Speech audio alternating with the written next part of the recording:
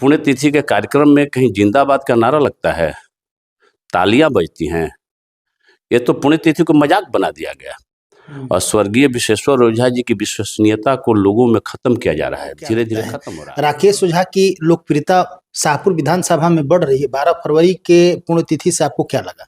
देखिए, उसकी लोकप्रियता क्या है, उसकी औकात क्या है, हम पूछना चाहते हैं कि उसकी क्या आपने जो अभी बात रखा कि उसकी औकात क्या है, उसकी लोकप्रियता कैसे बढ़ेगी।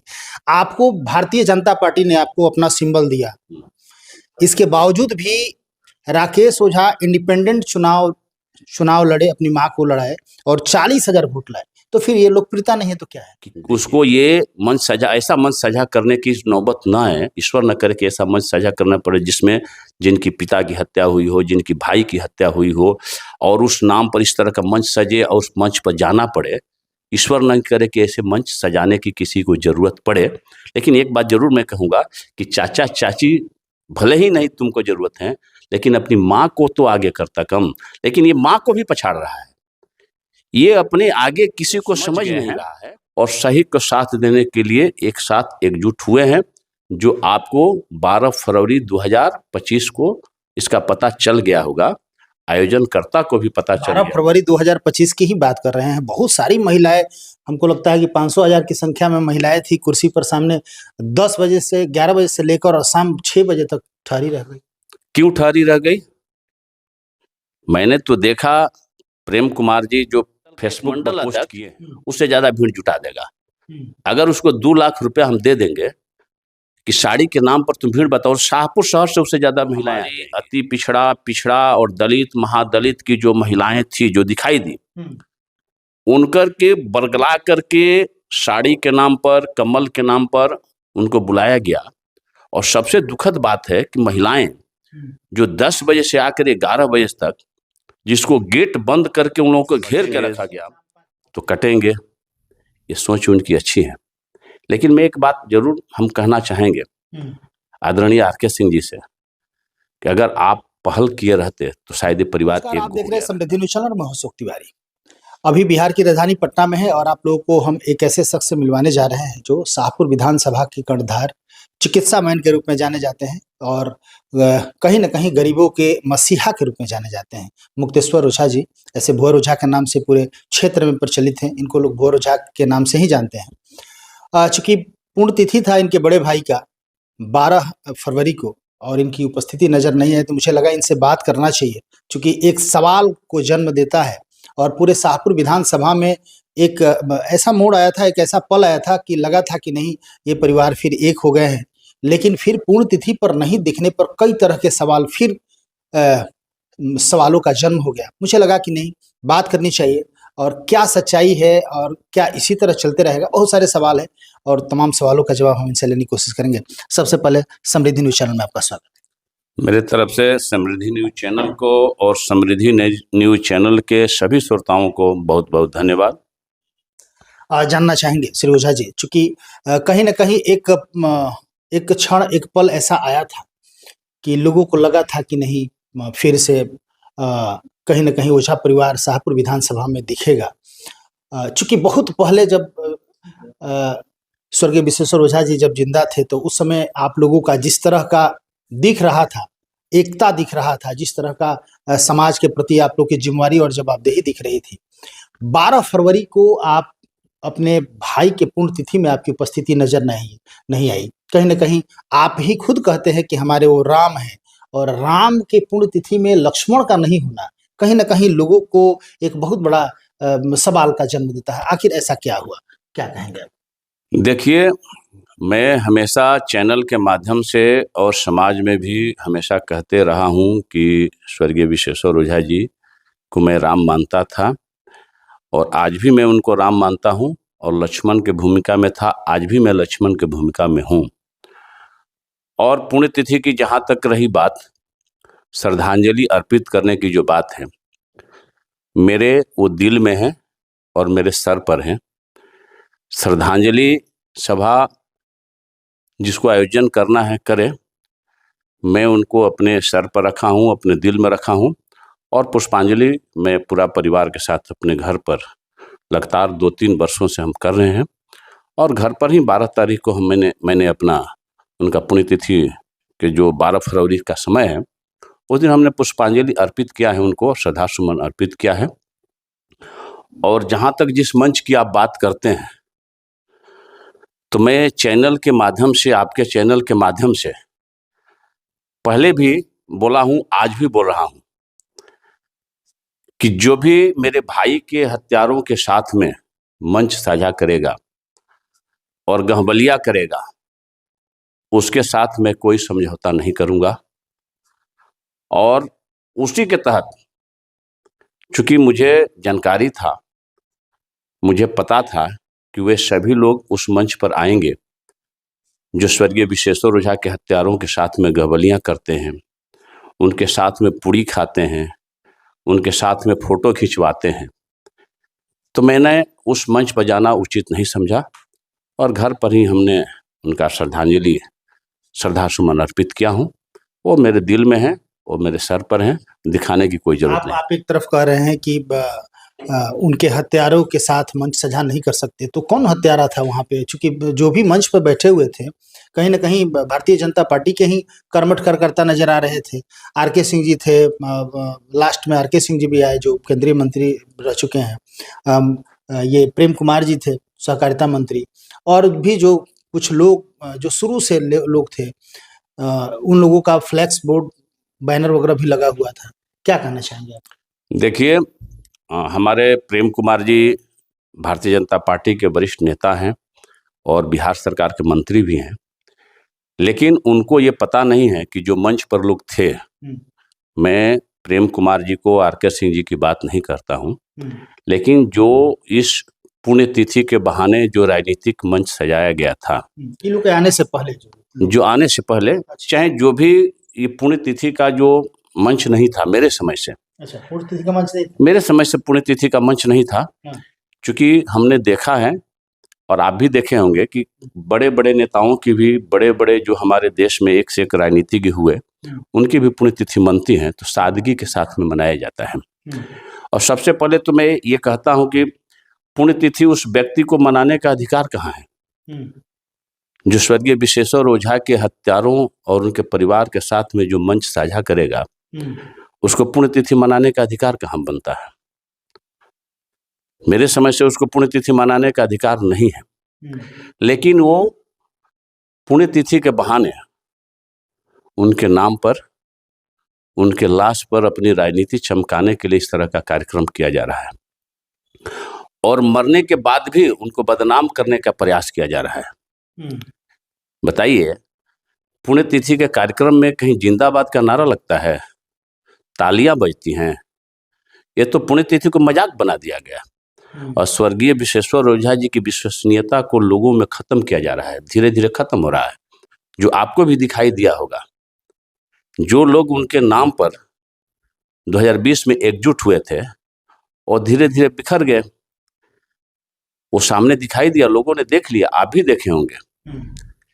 और जहां तक रही मंच की बात, तो जो भी इस कार्यक्रम के आयोजन समिति में लोग थे, आयोजनकर्ता थे, हमने तो देखा, मेरे नजर से दिखाई दे रहा है। जो बाहर से लोग आए उनको पता नहीं है, लेकिन मेरे नजर में तो दिखाई दिया कि जो मंच पर अगली पंक्ति में जो लोग बैठे हुए थे, वो स्वर्गीय विशेश्वर ओझा के हत्यारों के साथ में भी फोटो खिंचवाए, उनके साथ उनको बुला करके जो नामजद अभियुक्त हैं, जो स्वर्गीय विशेश्वर ओझा के केस में जो नामजद अभियुक्त हैं, उनके परिवार के साथ में, उन लोगों के साथ में जो लोग जाकर के फोटो खिंचवाते हैं, अपने घर पर बुला करके पूरी खिलाते हैं, वो लोग नजर आए। और जहां तक रही बात की भाजपा के लोग गए वहां मंच पर दिखाई दिए, जैसे कि आप बोले, उसमें तो कई लोग जो दिखाई दिए जो भाजपा की बात करते हैं, तो मुझे हंसी आती है कि भाजपा कहने वाले लोग 2020 में भाजपा प्रत्याशी को हराने के लिए कोई कोर कसर नहीं छोड़े और उस पर बक्सर से लेकर के भोजपुर जिला के कई ऐसे चेहरे दिखाई दिए मुझे जो विगत 2024 के लोकसभा चुनाव में बक्सर में भाजपा प्रत्याशी के विरोध में वोट मांगा और आरा में भी भाजपा प्रत्याशी के विरोध में वोट मांगा। कई ऐसे चेहरे मेरे नजर के सामने दिखाई दे रहे जो मंच पर बैठे हुए थे। अगर ये कहेगा कोई कि नहीं वैसे लोग नहीं थे, तो नाम भी मैं उजागर कर दूंगा कि बक्सर के कौन कौन लोग जो थे कि जो भाजपा प्रत्याशी के विरोध में वोट मांग रहे थे, और आरा में भी कई लोग ऐसे थे जो भाजपा प्रत्याशी के विरोध में वोट मांग रहे थे। और वैसे लोग भी थे जो भाजपा के नेताओं को बुला लिए। आरके सिंह जी हमारे सांसद थे, 2 बार सांसद थे और केंद्रीय मंत्री भी रहे। आए, अच्छी बात है, उनका पहल भी मुझे अच्छा लगा। विगत 2 साल पहले भी गए थे, परिवार एक करने की बात कहे थे। पुनः इस बार भी उन्होंने बोला कि भाई बटेंगे तो कटेंगे। ये सोच उनकी अच्छी है, लेकिन मैं एक बात जरूर हम कहना चाहेंगे आदरणीय आरके सिंह जी से कि अगर आप पहल किए रहते तो शायद ये परिवार एक हो गया रहता। वो पहल नहीं की। जो पिछली बार गए थे इसी मंच से बोले थे कि परिवार एक करने के लिए हम प्रयास करेंगे, लेकिन एक बार भी प्रयास नहीं किया गया कि दोनों परिवार या जो भी परिवार बिखर रहे हैं उसको एक करने का प्रयास किया जाए। एक बार भी प्रयास नहीं किया गया था। ठीक है, लेकिन गए, सबसे अगर अच्छा कोई बात अगर मंच से रखा तो आरके सिंह जी को मैं धन्यवाद देता हूं कि उन्होंने पुनः इस बात को रखा और इंडिकेशन दिया कि बटेंगे तो कटेंगे। अच्छा, आपको क्या लगता है भीड़ नहीं था वहां पे? पुण्यतिथि में तो लोग आए ही थे। देखिए, भीड़ तो क्या था वो तो आयोजन करता समझ गया होगा। जो इस कार्यक्रम का आयोजन करता थे, जितने लोग जो स्वर्गीय विश्वेश्वर ओझा जी की विश्वसनीयता को धीरे धीरे लोग खत्म कर रहे हैं। मैं पुनः इस बात को कहता हूं। अच्छा, आपको क्या लगता है राकेश ओझा की लोकप्रियता शाहपुर विधानसभा में बढ़ रही है? 12 फरवरी के पुण्यतिथि से आपको क्या लगा? देखिए, उसकी लोकप्रियता क्या है, उसकी औकात क्या है, हम पूछना चाहते हैं कि उसकी क्या। आपने जो अभी बात रखा कि उसकी औकात क्या है, उसकी लोकप्रियता कैसे बढ़ेगी, आपको भारतीय जनता पार्टी ने आपको अपना सिंबल दिया, इसके बावजूद भी राकेश ओझा इंडिपेंडेंट चुनाव लड़े, अपनी मां को लड़ाए और 40,000 वोट लाए, तो फिर ये लोकप्रियता नहीं है तो क्या है? देखिए, ये चुनाव कौन लड़ा था, चुनाव कौन लड़ा था, हम पूछना चाहते हैं आपसे, बताइए। उनकी माता जी। उनकी माता जी नहीं लड़ी थी, स्वर्गीय विश्वेश्वर ओझा जी की विधवा पत्नी चुनाव लड़ी थी। और विधवा के नाम पर स्वर्गीय विश्वेश्वर ओझा की सहानुभूति में और भुवर ओझा के नाम पर वोट मिला उनको 40,000। जो भी वोट मिला है भुवर ओझा के नाम पे कैसे?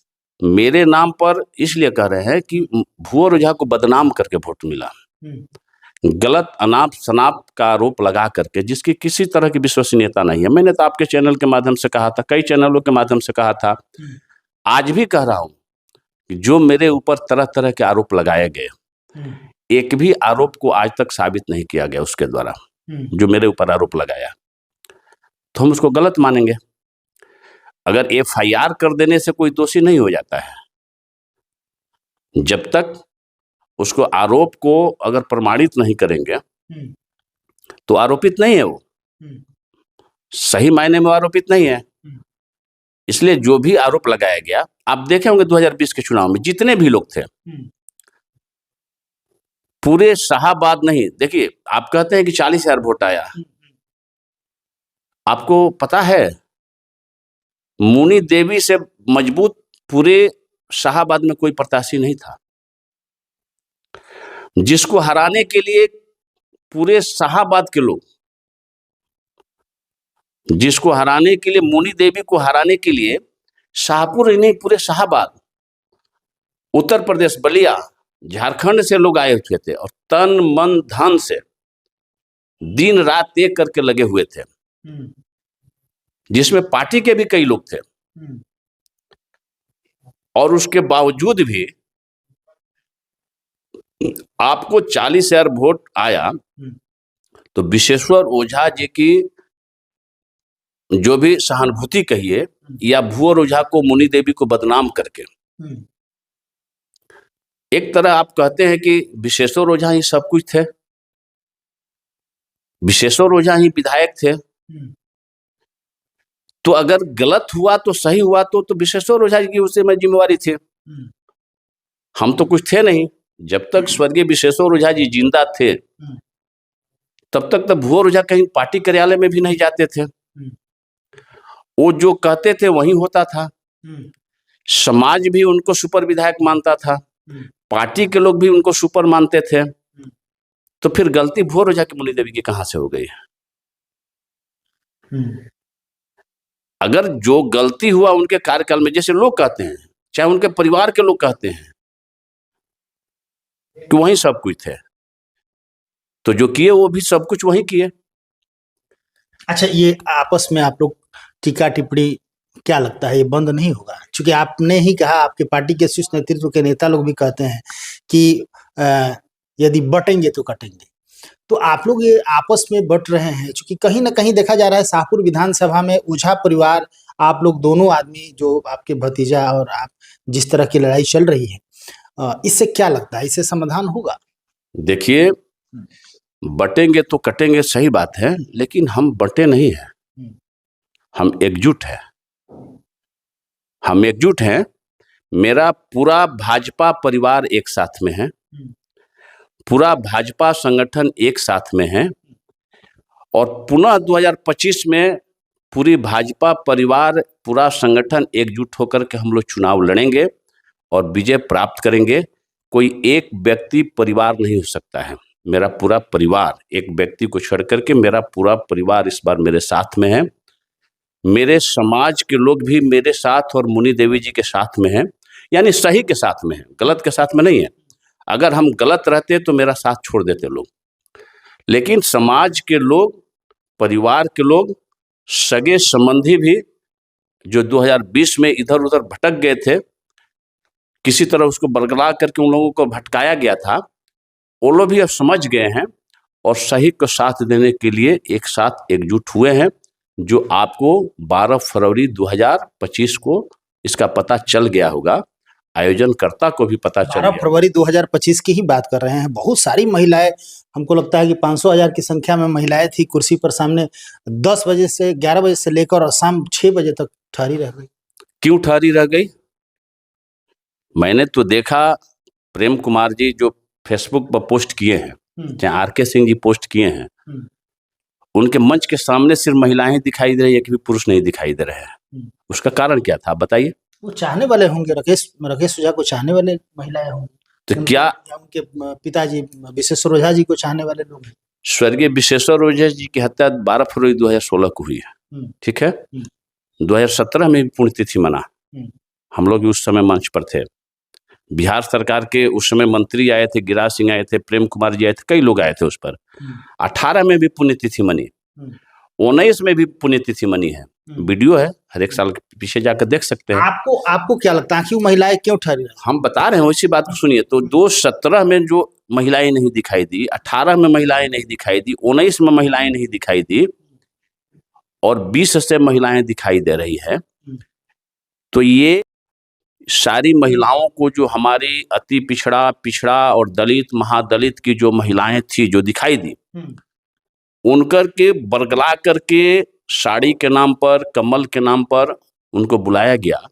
और सबसे दुखद बात है कि महिलाएं जो 10 बजे से आकर 11 बजे तक, जिसको गेट बंद करके उन लोगों को घेर के रखा गया, 5 बजे तक कार्यक्रम चला, उसके बाद लाइन लगा करके साड़ी बांटा गया, हम सुने हैं, वीडियो भी मेरे पास में आया है कि सबको खड़ा करा करके एक एक आदमी को साड़ी बांटा गया है।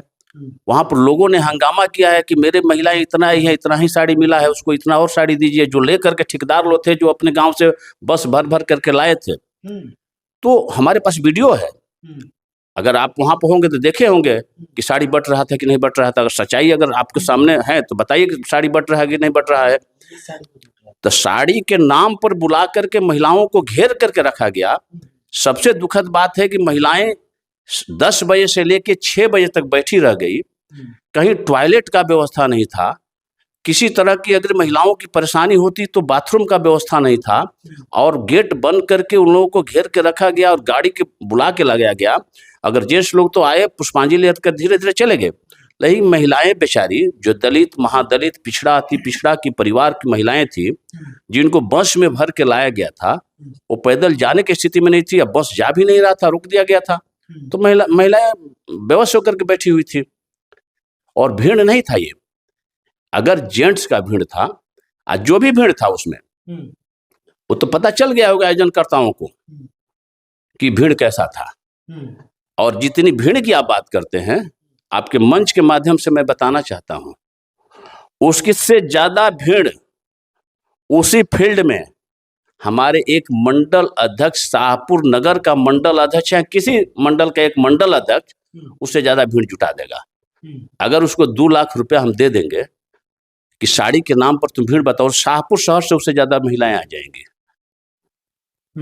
एक तरफ तुम रोना रोते हो कि मेरे पास पैसा नहीं है, हम गरीबी में जीते हैं, हम चपरासी के क्वार्टर में रहते हैं, तो मैं आपके चैनल के माध्यम से शाहपुर की जनता को सचेत करना चाहता हूं कि ये फंडिंग हो कहां से रहा है, ये पैसा आ कहां से रहा है। माने आपके कहने का मतलब कि वो जो भीड़, वो जो महिलाएं बैठी रही, वो साड़ी के नाम पे बैठी? मैं नहीं कह रहा हूं, ये दिखाई दिया है, वीडियो है, और आप भी देखे होंगे। अगर 5 बजे तक, 5 बजे के बाद तक अगर आप हैं वहां पर, तो आप बताइए कि साड़ी बट रहा है कि नहीं। हम आपसे सवाल कर रहे हैं, आप थे वहां 6 बजे तक ना, तो क्या साड़ी नहीं बट रहा था? साड़ी तो सब लोग पूर्ण तिथि में साड़ी कम्बल बटता है, लेकिन आपका जो कहने का तरीका या जो अर्थ है, वो लग रहा है कि वो जो भीड़ थी, महिलाओं की भीड़ थी, और वो साड़ी के नाम पे टिकट। अच्छा बताइए कि पुण्यतिथि में स्वतः लोग आते हैं पुष्पांजलि अर्पित करने के लिए, बड़े बड़े लोग हैं, महान हैं, भैया का भी नाम बहुत है, उनके नाम पर लोग 40,000 वोट दे दिए, तो क्या आपको उनको पुष्प अर्पित करने के लिए साड़ी देना पड़ेगा? आप 17 में क्यों नहीं साड़ी बांटे, 18 में क्यों नहीं साड़ी बांटे, 19 में क्यों नहीं साड़ी बांटे, 20 से ही क्यों साड़ी बांट रहे हैं?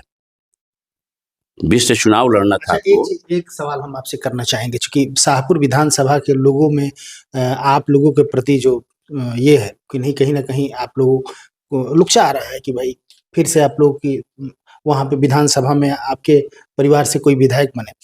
लेकिन जब टिकट आप लोगों को मिलता है तो वो चुनाव का आगाज कर देते हैं कि नहीं, चुनाव हम लड़ेंगे।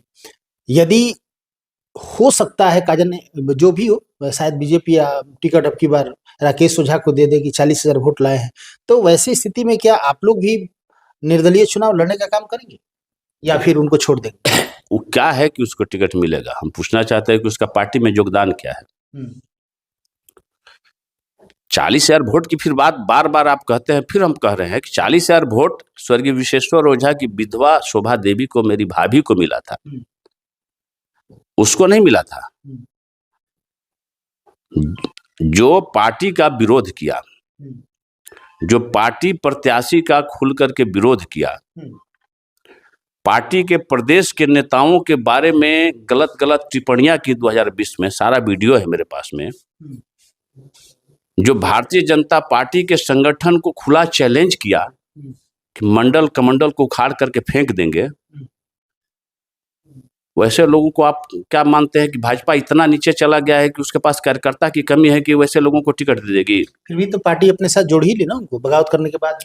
अरे पार्टी बगावत के बाद पार्टी जोड़ ली, पार्टी को क्या जरूरत था, पार्टी को मान ली कि संगठन में जरूरत महसूस हुई होगी। बहुत सारे लोग जोड़ते हैं, जाते हैं, आते हैं, पार्टी में तो आना जाना लगा रहता है, लेकिन पद क्या है, दायित्व क्या है? पार्टी में तो जितने हमारे कार्यकर्ता, पूरे आरजेडी के लोग अगर आकर के हमारे भारतीय जनता पार्टी में विलय कर जाएंगे तो स्वागत है उनका, स्वागत है, आए काम करें, संगठन को सीखें, समझें। जिसको ये पता नहीं है कि संगठन में, भारतीय जनता पार्टी में मंडल अध्यक्ष का क्या महत्व होता है, जिला अध्यक्ष का क्या महत्व होता है, प्रदेश अध्यक्ष का क्या महत्व होता है, राष्ट्रीय अध्यक्ष का क्या महत्व होता है, उसको क्या कहा जाए? भाजपा में संगठन सर्वोपरि है, संगठन सरकार से भी ऊपर भाजपा में है। हमारे जो भी यहाँ प्रदेश में लोग मंत्री हैं, उप मुख्यमंत्री हैं, लेकिन अगर बात आएगी संगठन की तो हमारे प्रदेश अध्यक्ष सर्वोपरि हैं। वैसे हमारे अगर शाहपुर विधानसभा की बात आएगी तो वह संगठन में मंडल अध्यक्ष सर्वोपरि में है। अब हमको तो हास्यास्पद लगता है, जिसको ये भी पता नहीं है, कहता है कि शाहपुर विधानसभा के संगठन की ये स्थिति है कि एक स्कॉर्पियो ले आइए, उसमें सारे संगठन को बैठा दीजिए और 2 सीट खाली रह जाएगा। अरे बेवकूफ, तुमको पता है कि मंडल की इतनी कितनी कमेटियां हैं? शाहपुर विधानसभा में 6 मंडल है, तुमको पता नहीं, समझ लो 6 मंडल अध्यक्ष हैं, उसकी कमेटियां हैं, हर एक बूथ कमेटी है, हर एक बूथ कमेटी पर 21 सदस्यीय बूथ कमेटी है, और सारे मंच मोर्चा हैं। अगर सारे मंच मोर्चा, शायद तुम भाजपा को क्या दिखा रहे हो? भाजपा इतना कमजोर पार्टी है कि कहते हो कि भाजपा के यही संगठन है कि एक स्कॉर्पियो में बैठ जाएगा 2 सीट खाली रह जाएगा। तुम तो भाजपा के संगठन को चैलेंज कर रहे हो, जहां से 2-2 बार भाजपा का विधायक हुआ, जहां कभी भाजपा चुनाव नहीं लड़ी है। जगदीशपुर विधानसभा चले जाइए, वहां भी संगठन मेरा मजबूत है। भाजपा का संगठन बूथ स्तर से कहीं कमजोर नहीं है, तो ये संगठन को कमजोर आंकने की कोई भूल नहीं करे। अच्छा, एक अहम सवाल, यदि फिर आप लोगों को टिकट बीजेपी फिर आप लोगों को जवाबदेही और जिम्मेदारी शाहपुर विधानसभा की देती है, और कहीं फिर से वही 2020 वाला ही स्थिति रहा कि राकेश ओझा इंडिपेंडेंट चुनाव लड़ेंगे, तो क्या स्थिति रहेगा? आपको क्या लगता है? 0 पर बोल्ड होंगे। इसका कारण क्या? इस बार 0 पर बोल्ड हो जाएंगे। कारण क्या है? इसका कारण क्या है? 0 पर बोल्ड क्यों हो? इसका कारण ये है कि जिन लोगों ने 2020 में आकर के फ्रंट पर सारे पार्टी लाइन से भी हट करके सहानुभूति के नाम पर, और ये बात समझ जाइए, इस बार भाजपा के लोग गलती नहीं करेंगे। जो भी वोट मिला था, अगर किसी को अहम है कि वो मेरा वोट है, तो नहीं, वो भाजपा का वोट है। लेकिन भाजपा इस बार नहीं हटेगा। भाजपा इस बार भाजपा सिंबल के साथ में रहेगा। एक बार जो भी जाने अनजाने में गलती हो गई, उस गलती को पुनरावृत्ति भाजपा के कार्यकर्ता और भाजपा के लोग नहीं करेंगे, ये बात समझ लीजिए। और इस बार वो कुछ होने वाला नहीं है जो लोग सोच रहे हैं।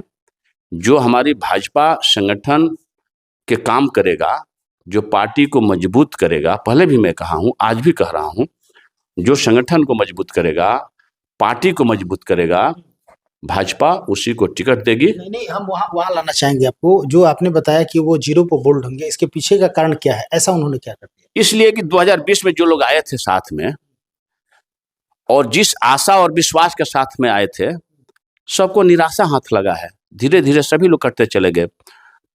अच्छा बताइए, 12 फरवरी, जब 12 फरवरी आया, 2020 में चुनाव लड़ा गया, और 2020 चुनाव के बाद 21 22 फरवरी, 12 फरवरी, 22 12 फरवरी, 23 12 फरवरी, 2024 12 फरवरी और 2025 12 फरवरी, इसके सिवाय अगर एक भी कोई कार्यक्रम किया हो शाहपुर विधानसभा के अंदर में, पुण्यतिथि के अलावे कोई भी छोटा या बड़ा कार्यक्रम, तो उसका ऑडियो वीडियो दिखा दीजिए।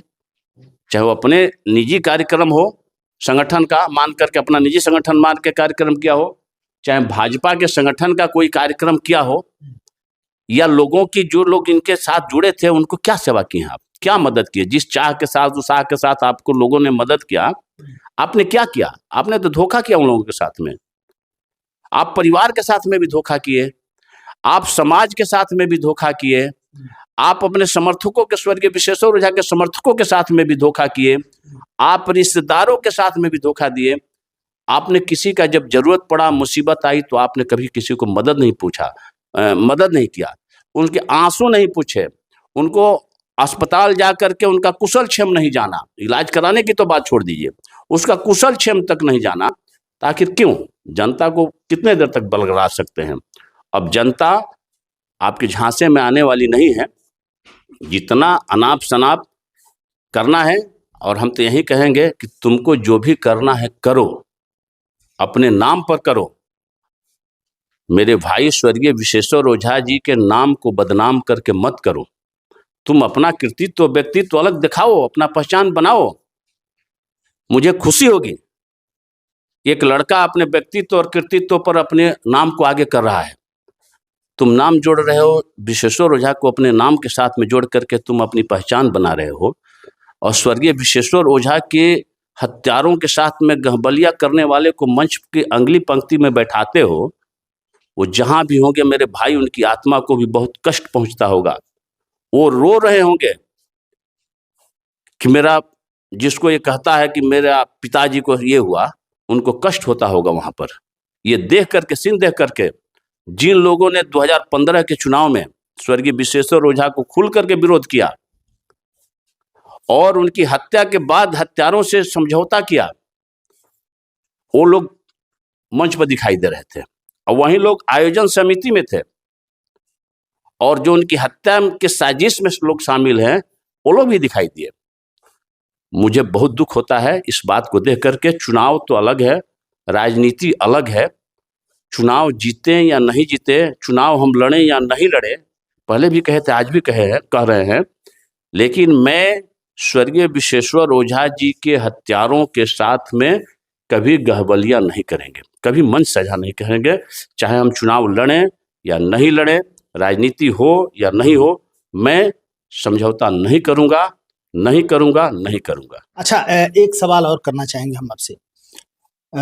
चूंकि राकेश ओझा से जब मीडिया की बात हुई तो उन्होंने बताया, आपकी चर्चा हुई थी कि आपके चाचा जी नजर नहीं आ रहे हैं, तो उन्होंने बताया कि चाचा चाची का इसमें क्या रोल है, चाचा चाची और हमारी माँ भी नहीं आई हुई है, ये राजनीति मंच थोड़े है, ये पूर्व तिथि मन रहा है, तो आप क्या कहना चाहेंगे इस पर?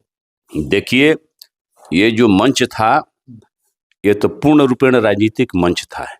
ये तो देखने से ही पता चल रहा था। अगर पुण्यतिथि का मंच होता तो स्वर्गीय विश्वेश्वर ओझा जी की या तो फोटो था या बैनर था या जो भी होता, स्वर्गीय विश्वेश्वर ओझा जी का रहना चाहिए था। लेकिन मैंने आपके चैनल के माध्यम से जो देखा, वहाँ पर बड़े बड़े होर्डिंग लगे हुए थे, बड़े बड़े नेताओं की होर्डिंग लगी हुई थी वहाँ पर। तो ये तो राजनीतिक मंच था। कई नेताओं के वहाँ पर फोटो लगे हुए थे, कई नेता उसमें गए भी, बहुत सारे नेता तो वहाँ पर गए, 11 बजे से लेकर के 5 बजे तक बैठे रह गए, लेकिन उनको बोलने का मौका नहीं दिया गया। ये भी मैंने देखा। लेकिन मुझे दुख हुआ इस बात का कि जो कहता है कि राजनीतिक मंच नहीं था, लेकिन राजनीतिक मंच था। या पारिवारिक, तुम्हारा व्यक्तिगत ही अगर मंच था, मान लेते हैं कि राजनीतिक मंच नहीं था, तुम्हारा पारिवारिक मंच था, या पुण्यतिथि का तुम्हारा पारिवारिक या तुम्हारे समर्थकों का मंच था, तो कम से कम अपने माता जी को बुला लेते, उनसे भी पुष्पांजलि अर्पित कराते। क्योंकि शाहपुर की जनता स्वर्गीय विश्वेश्वर ओझा जी की पत्नी मान करके उनको वोट दिया था, तो कम से कम श्रद्धांजलि अर्पित तो करना चाहिए था, इतना तो बनता है ना। मैंने तो कभी उनको श्रद्धांजलि अर्पित करते हुए नहीं देखा। मेरी भाभी हैं, ठीक है, चाची चाचा को नहीं बुलाए, अपनी माँ को तो बुला लेते कम से कम। चाचा चाची तो ठीक है, चलो तुम्हारी दुश्मन है, तुम दुश्मन मान रहे हो, तुम तो कहते हो कि मंच साझा करने के लिए लोग बेचैन हैं, मंच साझा करने के लिए बेचैन हैं। तरह तरह की सोशल मीडिया पर हम देखे जो चर्चा थी, जो स्क्रिप्टेड लिखा हुआ जो डाला गया, डलवाया गया कि लोग मंच साझा करने के लिए बेचैन हैं। हम तो ईश्वर से कहेंगे कि तुमको भी ऐसा मंच साझा करने की माने समय न है। किसी भी शाहपुर विधानसभा के सभी लोगों से हम कहना चाहेंगे, कोई भी जुआ हो, कि उसको ये मंच साझा, ऐसा मंच साझा करने की नौबत ना है। ईश्वर न करे कि ऐसा मंच साझा करना पड़े जिसमें जिनकी पिता की हत्या हुई हो, जिनकी भाई की हत्या हुई हो, और उस नाम पर इस तरह का मंच सजे और उस मंच पर जाना पड़े। ईश्वर न करे कि ऐसे मंच सजाने की किसी को जरूरत पड़े। लेकिन एक बात जरूर मैं कहूँगा कि चाचा चाची भले ही नहीं तुमको जरूरत है, लेकिन अपनी माँ को तो आगे करता कम। लेकिन ये माँ को भी पछाड़ रहा है, ये अपने आगे किसी को समझ नहीं रहा है, माँ को भी पीछे कर दिया। जिसको जनता ने विश्वेश्वर ओझा के नाम पर वोट दिया, उनको भी, क्योंकि उसको लगता है कि कहीं आएंगे तो वो उन्हीं का मत बरकरार रह जाए, वो तो अपने चाहता है कि हमको सब कुछ मिल जाए। चाहे चाचा चाची को बदनाम कर दे, चाहे अपनी माँ को पीछे कर दे, अपने मामा को गाली दे दे, अपने चाचा को गाली दे दे, अपने चाची को गाली दे दे, किसी तरह अपना राजनीति चमकाना चाहता है समाज में। अरे स्वर्गीय विश्वेश्वर ओझा जी की आत्मा को मत कचोटो। मैं पुनः कह रहा हूँ, अगर तुम हमको गाली देते हो या दिलवाते हो तो स्वर्गीय विश्वेश्वर ओझा जी भी उसमें निहित है। अगर तुम अपने मामा को गाली देते हो तो उसमें शोभा देवी जी भी निहित है। मैं इशारों में यही कह रहा हूँ, समझने वाला समझ जाएगा कि मैं क्या कह रहा हूँ। पुनः हम आग्रह करेंगे कि राजनीति करना है करो, अपने दम पर करो, अपने बल पर करो, किसी के नाम को बदनाम करके मत करो और किसी की लाश पर राजनीति मत कहो। मैं यही कहूँगा। चलिए, बहुत बहुत धन्यवाद समय देने के लिए। तो आप देख रहे थे, हमारी बात हो रही थी भुवर ओझा जी से। हालांकि मुक्तेश्वर ओझा इनका नाम है, भुवर ओझा के नाम से जाने जाते हैं।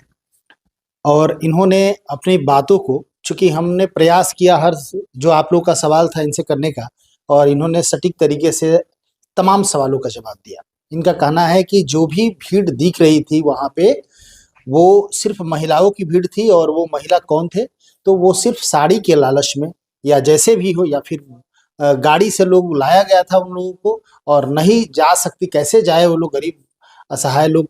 तो वैसी स्थिति में कहीं ना कहीं वो भीड़ नहीं थी। ये 12 फरवरी की पुण्यतिथि पूरी तरह से राजनीति का मंच बना हुआ था, पुण्यतिथि नहीं मनाया गया था। पुण्यतिथि ऐसे नहीं मनता है। और काफी उदासी और कहीं ना कहीं इनको भी कष्ट पहुंच रहा है। ऐसा इनका कहना है कि मुझे कष्ट पहुंच रहा है कि हमारे राम जैसे भाई के नाम पे राजनीति की रोटी सेकी जा रही है। इस तरह की राजनीति नहीं करनी चाहिए, लाशों पे राजनीति नहीं करनी चाहिए। बहुत सारे सवाल जिसका विश्लेषण हम करेंगे तो बहुत समय लगेगा। आप लोग देखेंगे वीडियो तो आपको खुद समझ में आ जाएगा। कहाँ तक क्या सच्चाई है ये तो जनता विचार करेगी, और जनता को सोचना होगा कि क्या करना चाहिए। लगातार खबरों के साथ बने रहिए, फिर कुछ अपडेट होता है तो आपको दिखाने की कोशिश करेंगे। बहुत बहुत धन्यवाद, थैंक यू।